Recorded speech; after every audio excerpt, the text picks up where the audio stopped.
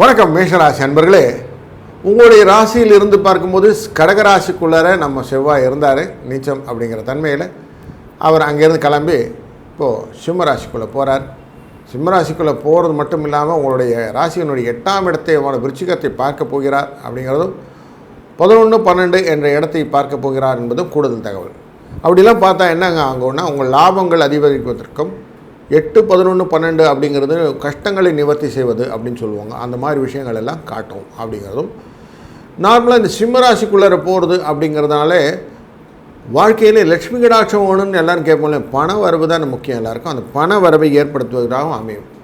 So அந்த பண வரவை ஏற்படுத்துவதற்கான உத்வேகத்தை கொடுக்கணும்னா முதல்ல ஒரு ஸ்டெப் நகரணும், நீச்சத்தை விட்டு வெளியில் வரணும். அப்போ பூமி வர்த்தகம் இந்த விஷயங்களில் லாபத்தை கொடுப்பதற்காக ஒரு மூவ் கொடுக்கணுன்னா இந்த மூவ் நமக்கு வரவேற்கத்தக்கது. ஏன்னா ஒரு சூட்டு கிரகம் இன்னொரு சூட்டோட வீட்டுக்குள்ளே போகுது அப்படின்னு எடுத்துக்கலாம். சிம்மராசிங்கிறது சூடோட விடவான சூரியனது, நம்ம செவ்வாயும் சூட்டு கிரகம். இவர் உள்ளே போகிறாரு. அப்போது எதுவுமே வேகமாக செய்ய வேண்டும், அடடன்னு செஞ்சு முடிச்சிடணும் அப்படின்னு எண்ணங்கள் வருவதனால பல விதத்திலும் நன்மை தரக்கூடிய மாற்றங்களை இந்த 45 நாள் நீங்கள் பார்க்க போகிறீர்கள். வாழ்க வளத்துடன்.